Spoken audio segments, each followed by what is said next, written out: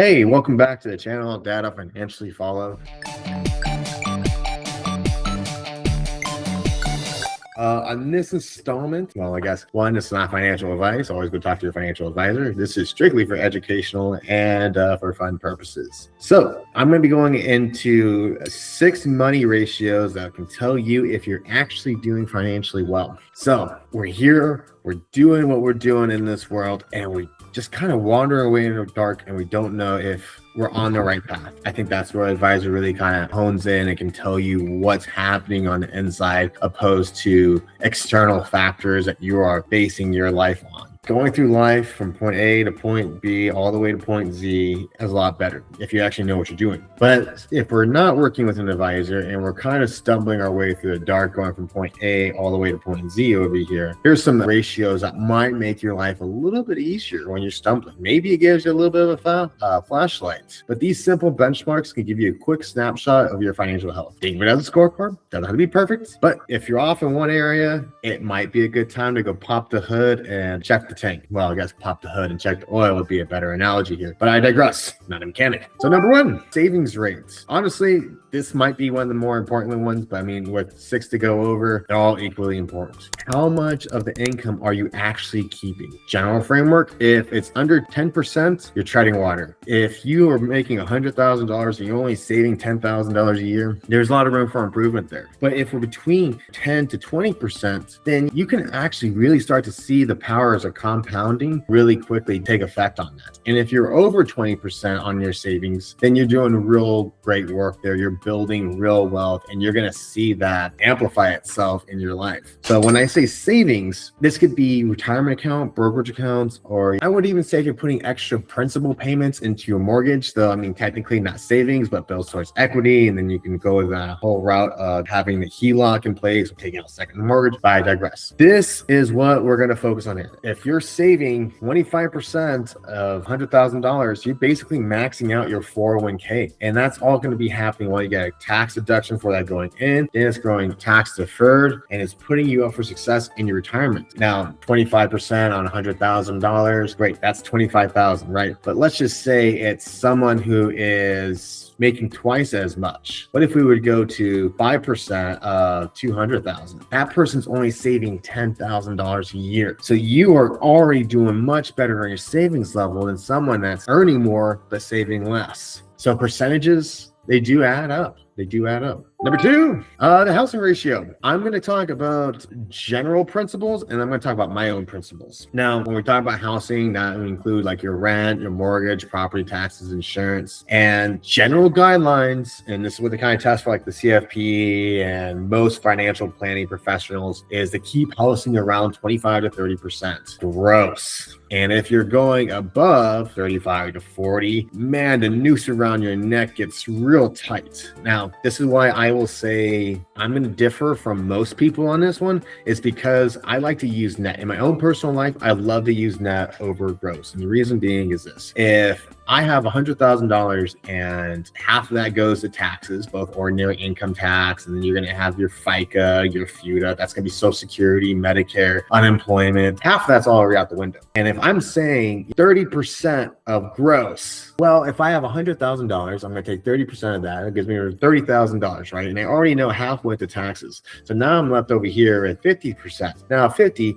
I just now got 30 going to my house, and it only leaves me with $20,000 through the rest of the year to allocate on my auto, my kids, travel, eating, whatever I'm trying to go do. What are my hobbies? It doesn't leave a whole lot there on the table. That's what I think going to 25 to 30% of net will probably be better. But here's the downside of that one too. I'm thinking more in overall larger cash flow issues, but then you're also going to come down to like, Jerry, how am I going to find someplace to live with 30% of net? Great question. Hard truth. Live within your means. Yes, could you actually afford to have a whole house to yourself and whatnot? Or maybe we need to say we need to dial it back to, you know what, I'm just going to go live in this room for rent until I'm making enough where it makes sense for me to go do that. By doing that right there, you are going to have a much larger amount of your take home you could be investing. So going back to that first ratio, savings, that way your housing ratio is not eating so much into your cash flow where you can't save. So going back to that 100,000, 50% went to taxes, and then now I'm left with 30% going over to my house and 20,000 left on the table. How am I going to save 20% that's left when I got to go put food on a table and do all these other things?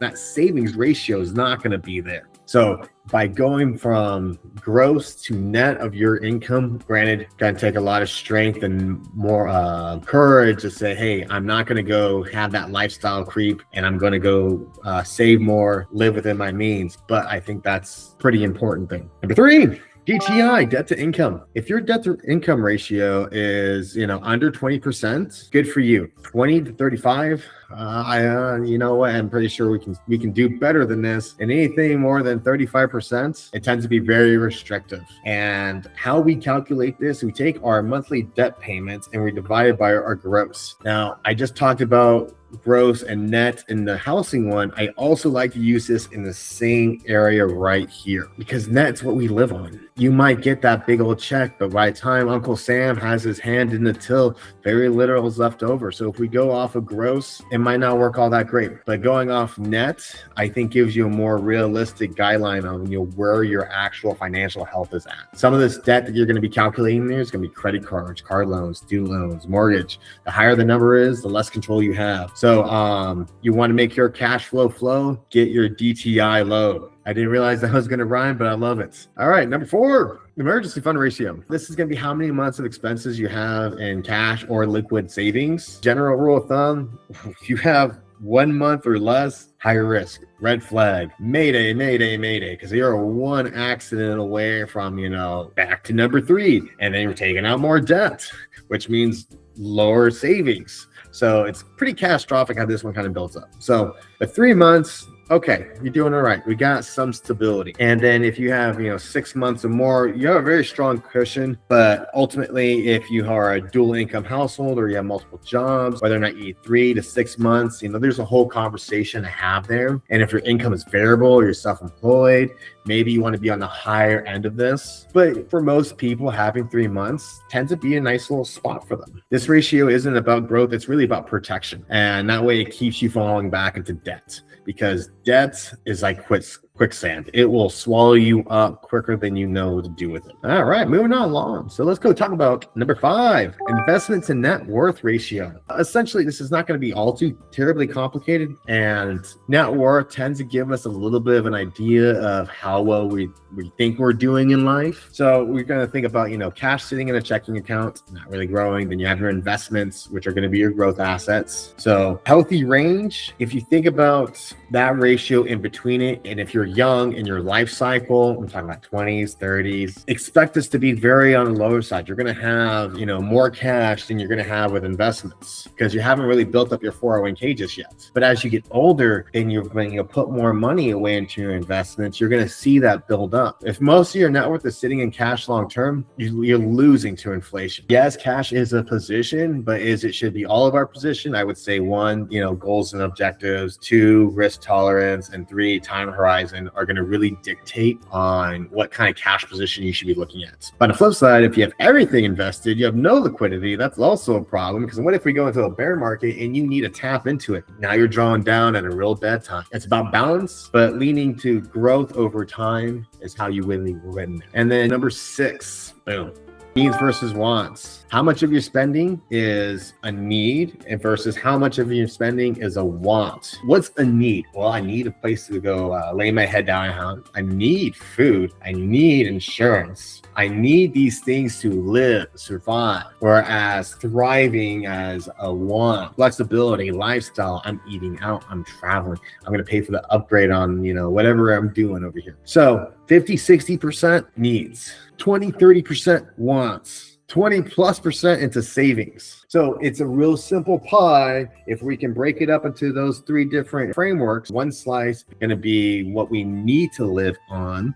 Then we're going to have a slightly smaller piece. Our wants will still give you, bringing it back to our first, talking about our savings, 20%. It's not about restrictive budgeting. It's about awareness. And in that way, you kind of fill the buckets where they need to be based on your particular need. Because if I build out a budget, it's really restrictive. It says, hey, each one of these categories over here, eating out, insurance, travel, and I start to ticker tacker out of, it's this, that, and the other thing, it might not be the best budget for you because you can't follow it. But if you know your budget better, as long as you can kind of build something into that general pie, then, it could get you onto the right track. If you want something more concrete, then definitely go talk to your financial advisor, get that financial plan in place. If you don't want to go do that, go back to these ratios. If your savings rate is low, focus there. If your debt ratio is high, clean that up. If your housing is too expensive, that's your pressure point. Humble yourself. Each ratio tells us where we need kind of focus. That's the value. Most people don't need complexity, they need clarity.